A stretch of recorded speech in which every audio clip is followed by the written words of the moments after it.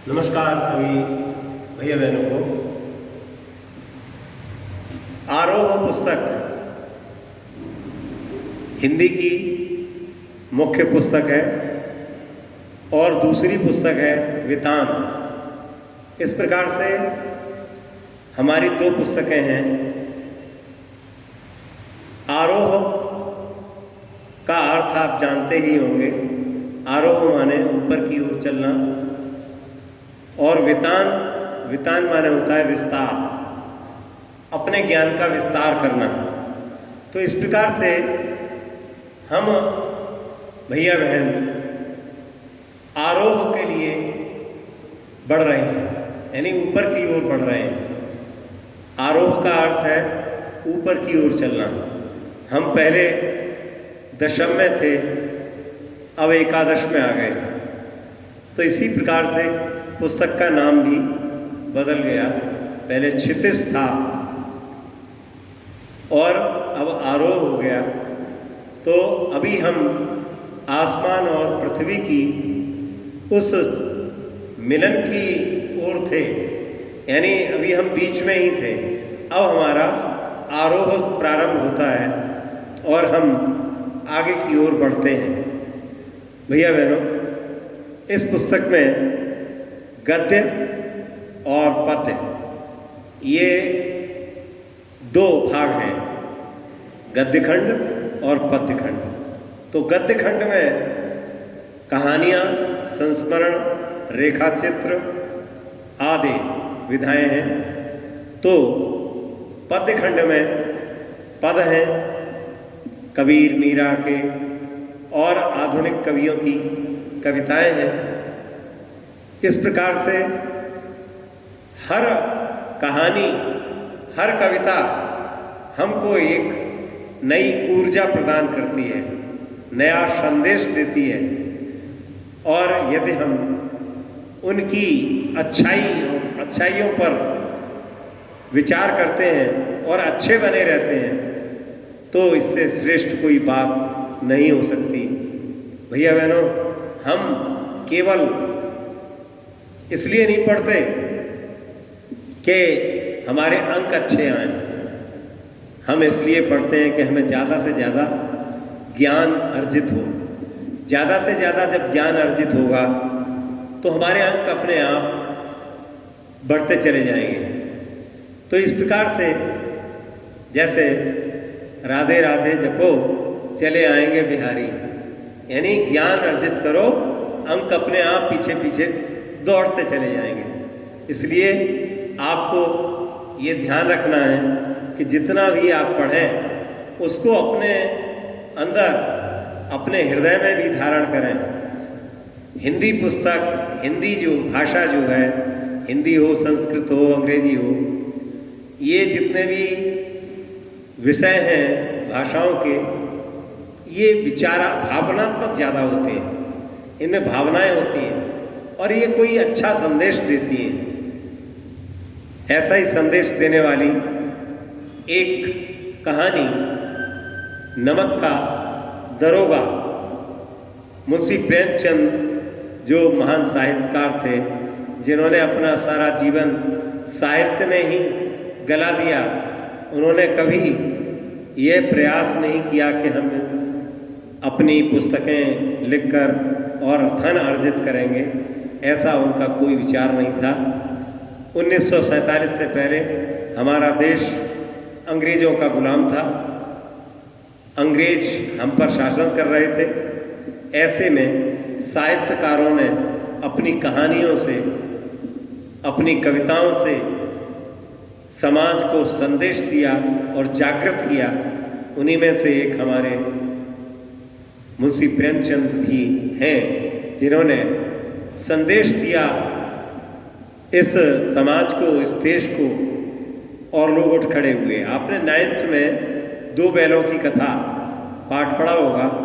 उसमें भी हीरा और मोती नाम के बैलों ने बाड़े में बंद पशुओं को बाहर निकालने के लिए परतंत्रता रूपी दीवार को ढा दिया था। वह कहानी भी संदेश देती थी।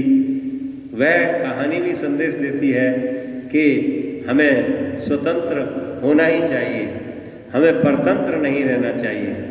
तो इस प्रकार से मुंशी प्रेमचंद ने यहाँ पर इस कहानी में सत्य और असत्य इनके बीच जो द्वंद्व है वह उकेरा है। उन्होंने दिखलाया है कि सत्य हमेशा विजयी होता है। सत्य परेशान हो सकता है लेकिन पराजित नहीं हो सकता, ऐसा कहा गया है। आपने देखा होगा त्रेता युग में भगवान राम ने रावण पर विजय प्राप्त की, कितना परिश्रम किया कि जब वनों में कंदमूल फल खाकर जीवन निर्वहन कर किया और सत्य के मार्ग पर चलने के कारण उन्होंने लंका पर विजय प्राप्त की। रावण महापराक्रमी और विद्वान था लेकिन फिर भी उसकी पराजय हुई। वह शिव भक्त था, उसने अपने 10 सिरों को काटकर शंकर जी को अर्पित किया था। तो शंकर जी उस पर प्रसन्न हुए और लेकिन इतना बड़ा भक्त शंकर जी का होने के बाद भी वह अपने को बचा नहीं पाया, मारा गया, क्योंकि उसने गलत कार्य किया। उसने एक स्त्री का अपहरण किया, सीता माता का अपहरण किया, जो कि बहुत ही जघन्य अपराध उसने किया था। तो ऐसे उसने बहुत से अत्याचार किए थे। उसके प्रतिनिधि राक्षस जो थे वो वनों में ऋषियों मुनियों को बड़ा परेशान करते थे। इसी प्रकार लेकिन फिर भी भगवान राम ने उन पर विजय प्राप्त की सत्य के बल पर। असत्य कितना ही बलशाली हो लेकिन वह सत्य के आगे हमेशा पराजित रहा है। इस कहानी में भी इसी प्रकार से पांडव 5 थे, उनकी संख्या बहुत कम थी। कौरव 100 थे लेकिन वे असत्य के मार्ग पर थे, इसलिए उनकी पराजय हुई। भगवान पांडवों के पक्ष में इसलिए रहे कि वे सत्य के मार्ग पर थे, असत्य के मार्ग पर कौरव थे। तो संख्या ज़्यादा होने पर भी उनकी हार हुई। तो इस प्रकार से भैया बहनों मैं पुनः अपने विषय पर लौटता हूँ। नमक का दरोगा प्रेमचंद, मुंशी प्रेमचंद की ये बहुत ही सर्वश्रेष्ठ कहानी है, बहुचर्चित कहानी है। इसमें सत्य की विजय असत्य पर दिखाई है, धर्म की विजय अधर्म पर दिखाई है।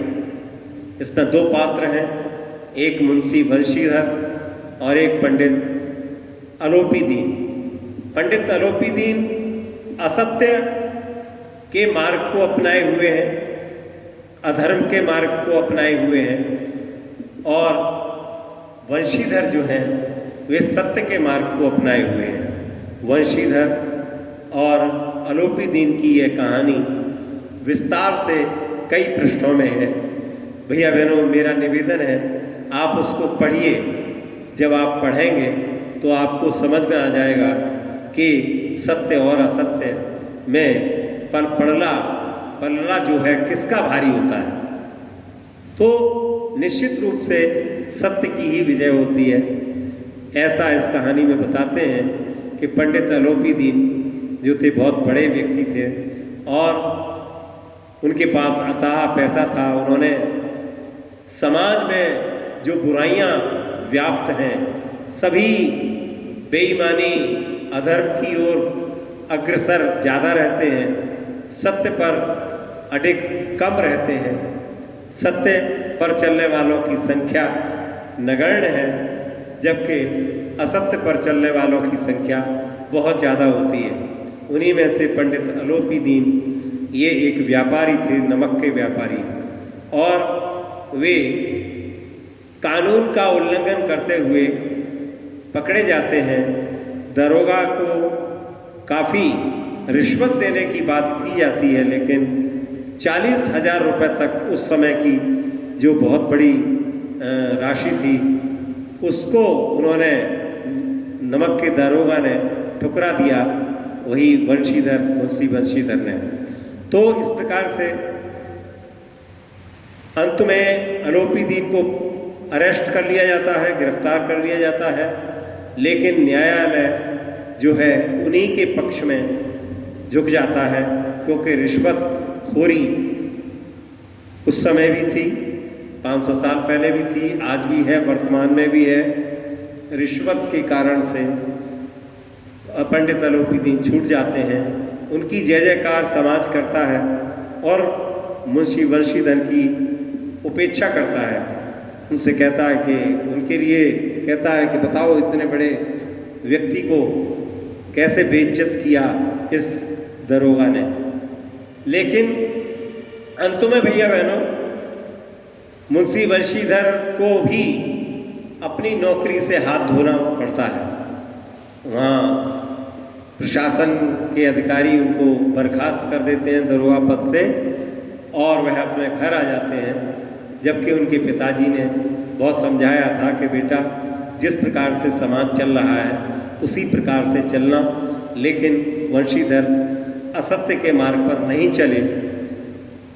एक दिन ऐसा भी हुआ कि पंडित आलोपी दीन वंशीधर के घर जाते हैं और उनकी ईमानदारी से प्रभावित होकर अपनी सारी संपत्ति, चल अचल संपत्ति का प्रबंधक बनाते हैं और 6,000 रुपये की एक बहुत बड़ी राशि, जिस समय 6,000 का मतलब 6 लाख हो सकता है, इतनी राशि देकर वेतन पर उनको अपने चल अचल संपत्ति का प्रबंधक बनाने का निवेदन करते हैं और अंत में वंशीधर को वह स्वीकार करना पड़ता है। वह आलोपी दीन ने कहा कि ऐसा ईमानदार व्यक्ति हमें कहीं मिल नहीं सकता, इसलिए मैं आपसे निवेदन करता हूं कि आप प्रबंधक मेरी चल अचल संपत्ति का बन जाएं। तो भैया बहनों, जब ये कहानी आप पढ़ेंगे तो निश्चित रूप से आपके हृदय पर भी सत्य का प्रभाव पड़ेगा और सत्य के मार्ग पर हमेशा चलना ही चाहिए। सत्य हमेशा विजयी होता है। सत्य परेशान हो सकता है लेकिन पराजित नहीं। ऐसा ही इतना मैं कहकर अपनी वाणी को विराम देता हूँ। भैया बहन, आप सभी पढ़ेंगे इसको, इसके लघु प्रश्नोत्तर भी अपनी कॉपी पर लिखते जाएंगे। हर पैराग्राफ से छोटे छोटे प्रश्न बनते जाएंगे और आप उनको जितनी भी संख्या में प्रश्न बना सकते हैं वो बनाइए।